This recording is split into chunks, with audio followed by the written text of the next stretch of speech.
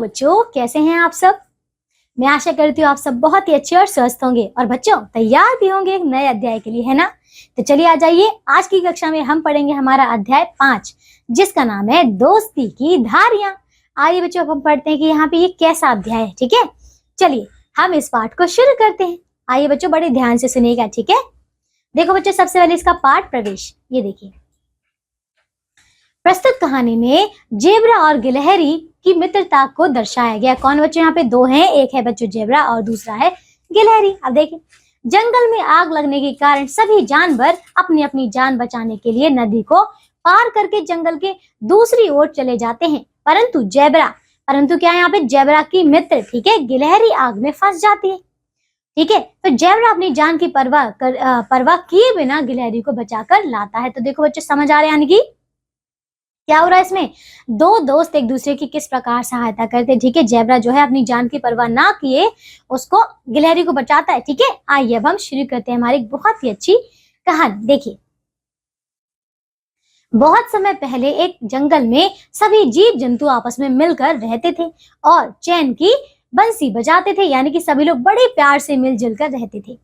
दिन भर खाना पीना, है ना बच्चों, खाना पीना, फिर खाना बजाना, फिर गाना बजाना और सोते रहना ही उनकी दिनचर्या थी। दिनचर्या यानी कि जो दैनिक कार्य होते हैं बच्चों, ठीक है, वो क्या क्या करते थे बच्चों, वो खाना पीना, गाना बजाना और सोते रहना। ठीक है, ये था उनका काम।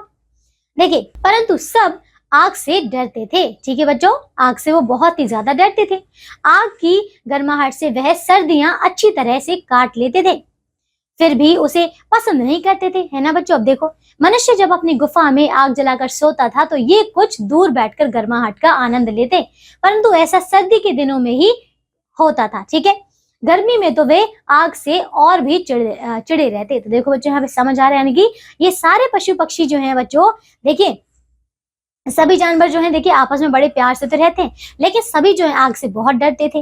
गर्मियों में देखिए उनकी सर्दियां तो अच्छे से कट जाती थी, जैसे कि गुफा में जब लोग आग जलाकर बैठते थे, ठीक है, तो उसकी गर्माहट को वो लोग दूर से महसूस करते थे और वो आराम से रहते थे। लेकिन गर्मियों में देखिए उसके पास नहीं जाते थे, और बच्चों गर्मियों में तो देखिए वो और भी ज्यादा बच्चे चिढ़ जाते थे उससे। आप देखो, एक दिन की बात है, बहुत गर्मी पड़ रही थी। धूप और लू से जानवर ही नहीं, धरती भी झुलसी जा रही थी, यानी कि बहुत ज्यादा भीषण गर्मी थी।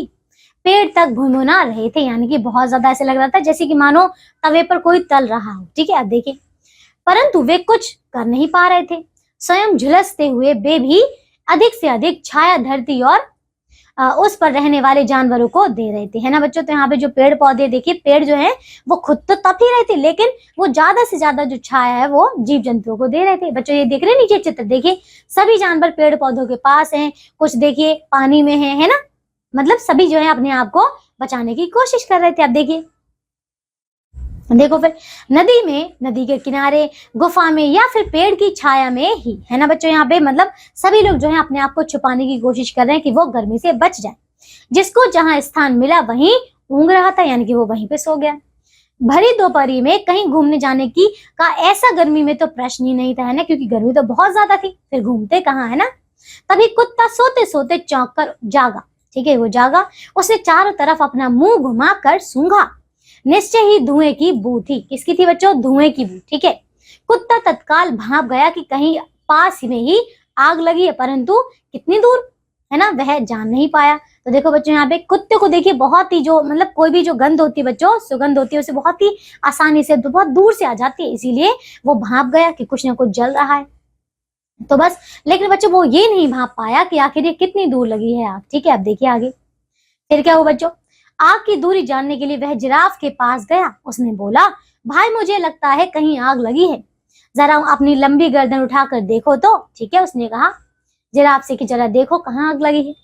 आग शब्द सुनते ही जिराफ की नींद हवा हो गई, यानी कि क्योंकि वो तो डरता था, सभी डरते थे। अब देखो, अपनी लंबी टांगे समेटने में उसे कुछ समय लगा। ठीक है, जब वह खड़ा हुआ तो उसने चारों तरफ दूर दूर तक देखने की कोशिश की, परंतु उसे कुछ भी दिखाई नहीं दिया, है ना। देखो, वह बोला, दिखाई तो कुछ नहीं दे रहा है, पेड़ बहुत ऊंचे हैं और मैं उनके पार नहीं देख पा रहा हूँ। धुएं का आभास मुझे भी हो रहा है, तुम बंदर को किसी ऊंचे पेड़ पर चढ़कर देखने को कहो। तो देखो बच्चों, अब क्योंकि जिराफ देख नहीं पा रहा था, इसीलिए उसने देखिए कुत्ते से कहा कि जाओ तुम बंदर से कहो कि वो किसी ऊंचे पेड़ पर चढ़कर देखे आसपास, ठीक है, कि कहाँ आग लगी है। फिर देखिए कुत्ते को उसका सुझाव पसंद आया। देखिए सुझाव यानी कि वो जो उसने उपाय बताया था उसको पसंद आया। वह भागकर एक पेड़ के नीचे पहुंचा। वहां बंदरों का एक बड़ा झुंड चैन की नींद सो रहा था। ज्यों ही कुत्ते ने भौंककर आग लगने की खबर दी, त्यों ही बंदरों में भगदड़ मच गई, है ना, क्योंकि बच्चों सभी जानवर आग से डरते थे। तो जैसे ही कुत्ते ने बताया तो बच्चों सभी लोग जो हैं वो वहां पे सभी जानवर भागने लगे। वे घबराहट में इधर उधर भागने लगे। कुछ तो पेड़ पर से ही गिर पड़े। उन्हें चोट भी लगी, परंतु उस समय चोट की परवाह किसी को नहीं थी। सबको जान बचाने की पड़ी थी, है ना, क्योंकि बच्चों वो बहुत ही ज्यादा डरते थे आग से। कुत्ते ने शांत होकर कहा, घबराने की कोई बात नहीं है। मुझे लगता है कि आग कहीं दूर है। हमें यह जानना चाहिए कि कितनी दूर है, ठीक है, ऐसा उसने कहा। परंतु बंदरों की घबराहट कम नहीं हुई। वे सहमे से खड़े रहे। देखिए सहमे यानी कि डरे हुए वो खड़े रहे। तभी एक जवान बंदर ने साहस से काम लिया और वह वहां के सबसे ऊंचे पेड़ पर चढ़ गया। सूरज की चौंध से बचने के लिए उसने अपना हाथ आंखों पर रखकर दूर तक देखा तो उसे आग की लपटें साफ नजर आई। तो देखो बच्चों क्या हुआ, उसमें एक समझदार बंदर था, तो उसने क्या किया, एक ऊंचे पेड़ पर वो चढ़ गया और फिर उसने देखिए अपनी आंखों पर इस तरीके से हाथ रखा और फिर बहुत हल्की सी आंखों से उसने देखा कि कहाँ आग लगी। तो देखो उसे जो आग की लपटें थी उसे साफ साफ दिखाई दे गई। फिर देखिए उसने बताया कि लंबे घास वाले मैदान में आग लगी है, ठीक है, उसने ऐसा बताया। आग बहुत जोर की लगी है, हवा भी तेज चल रही है ना, इसलिए आग जल्दी ही यहाँ पहुंच सकती है, ऐसा उस बंदर ने बताया।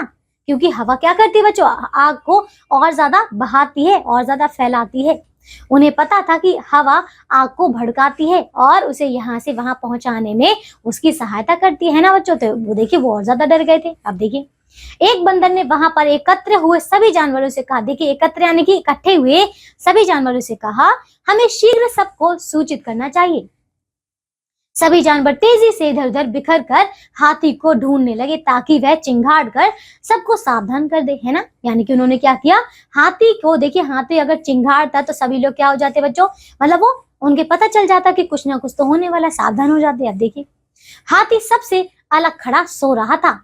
सबसे पहले वह चूहे को नजर आया, परंतु सोते हुए हाथी को जगाने की उसकी हिम्मत कहाँ थी, है ना बच्चों, क्योंकि चूहा तो बहुत छोटा सा था और इसीलिए उसने देख लिया था हाथी को, लेकिन वो सो रहा था हाथी, इसीलिए अब उसमें इतनी तो हिम्मत थी नहीं कि वो इतने बड़े विशाल जीव को जो है जगा दे। अब देखिए समय था कि निकला जा रहा था, उसे कोई ना कोई उपाय तो करना ही था, है ना बच्चों। फिर नीचे से चिल्लाने पर भी उसकी आवाज हाथी के कान तक नहीं पहुंच सकती थी क्योंकि चूहा बहुत छोटा था।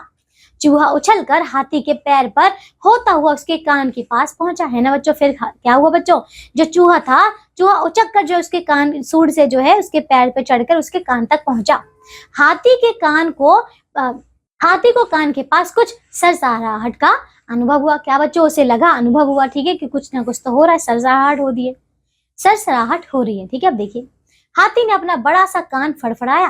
बेचारा चूहा झटका खाकर जमीन पर जा पड़ा, परंतु नीचे घास होने के कारण उसे चोट नहीं आई, ठीक है। देखिए पर चूहा भी कहाँ हार मानने वाला था, आखिर सारे जंगल के जानवरों के जीवन का प्रश्न था, है ना बच्चों। तो देखिए वो जो चूहा था, देखिए अपने मित्रों की जान बचाना चाहता था। सारे जंगल के जानवर जो थे बच्चों, उनकी वो जान बचाना चाहता था, इसीलिए वो हार मानने वालों में से था नहीं। अब देखिए एक बार चूहे ने फिर हिम्मत की।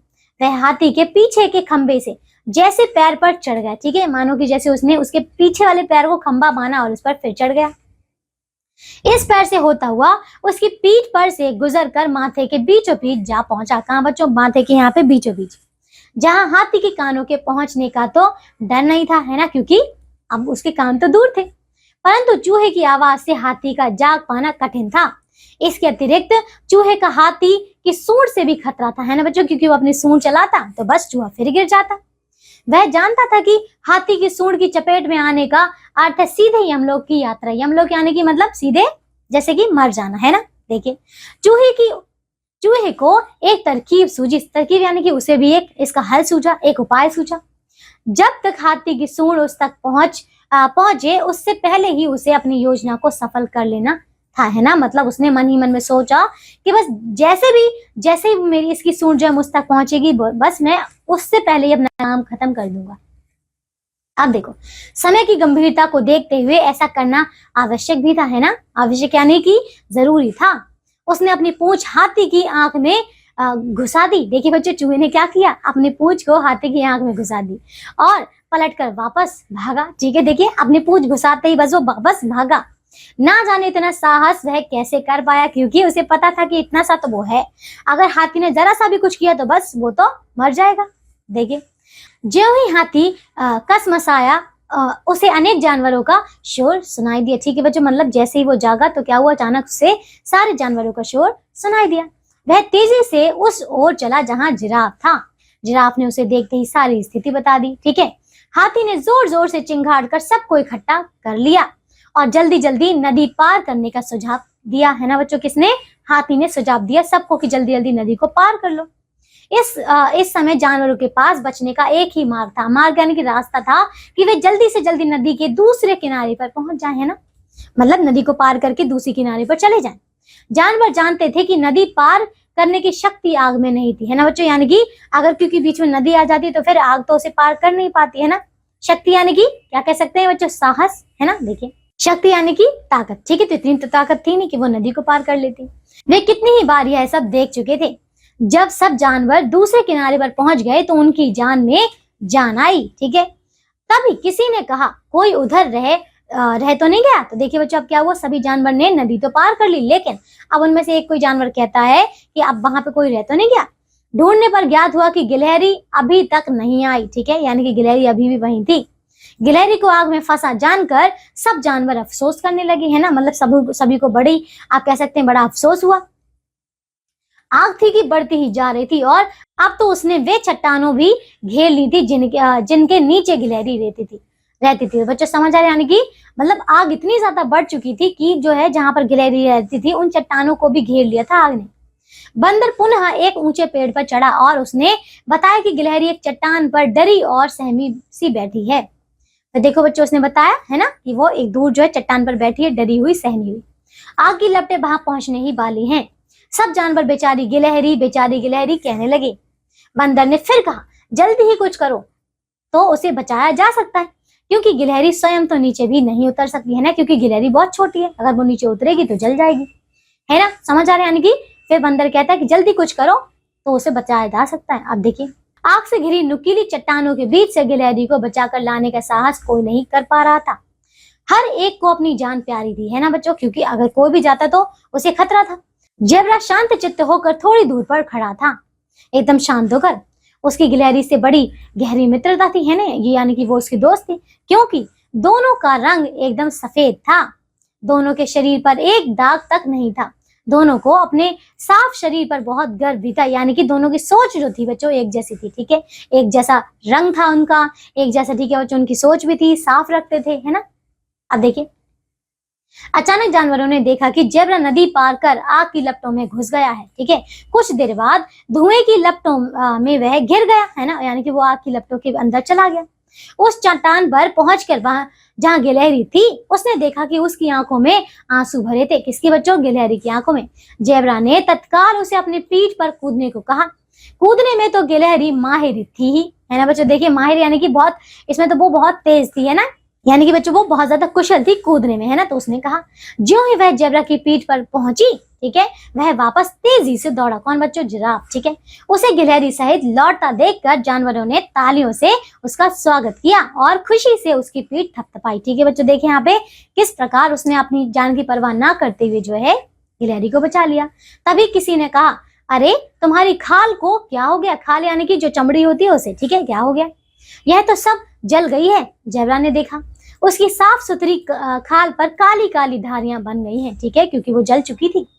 वास्तव में जब वह नुकीली चट्टानों के बीच से भाग रहा था तो गर्म नुकीले पत्थरों ने उसके शरीर को जला डाला था, है ना। जेब्रा बहुत ही दुखी था, पर उसे इस पर गर्व था कि उसने अपने मित्र की जान बचाने के लिए अपना शरीर जलाया है। तो बच्चों देखिए, यहाँ पे जेब्रा जो था उसको इस बात का दुख तो था कि उसका जो चमड़ी है बच्चों, उसका जो शरीर है, खाल जो बच्चों जल चुकी है, ठीक है, लेकिन उसे इस बात पर गर्व भी था, खुशी भी थी कि उसने अपने मित्र की जान बचाई है। ठीक है, अब देखिए उस पर देखिए पर उस समय शायद किसी ने नहीं देखा कि गिलहरी के शरीर पर भी वैसी ही धारियां बन गई हैं। तो देखो बच्चों, जैसा कि जिराफ के शरीर पर बन गई थी वैसी धारियां जो है गिलहरी के शरीर पर भी बनी थी।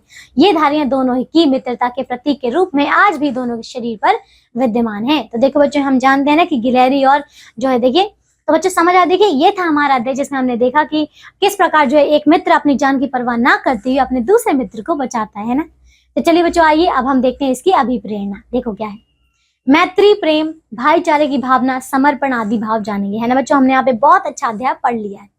अब देखिए शब्दों का पिटारा। देखो, दिनचर्या यानी कि रोजमर्रा की जिंदगी, सहमे यानी कि डरे हुए, यम लोक, मृत्यु लोक, आवश्यक, जरूरी, शक्ति, ताकत, माहिर, कुशल, सुझाव, मशवरा या सलाह, एकत्र यानी कि इकट्ठा, तरकीब, उपाय, मार्ग, रास्ता, गर्व यानी कि अभिमान, खाल, त्वचा या फिर चमड़ी। तो देखिए बच्चों, ये था हमारा अध्याय जो कि अब पूरा हो चुका है ना। तो आइए बच्चों देखिए, अब इसके आगे आपको दिए हैं अभ्यास के प्रश्न उत्तर, तो आप सभी ने अच्छे तरीके से पूर्ण करेंगे। ठीक है बच्चों, आज की कक्षा के लिए सिर्फ और सिर्फ इतना ही। मैं आशा करती हूँ आप सभी ने इस अध्याय को बहुत अच्छे से सुना और समझा होगा और इससे सीखा भी होगा, है ना। तो चलिए अब हम मिलेंगे एक नई कक्षा में, तब तक के लिए आप सब अपना ध्यान रखिए, स्वस्थ रहिए। बाय बच्चों।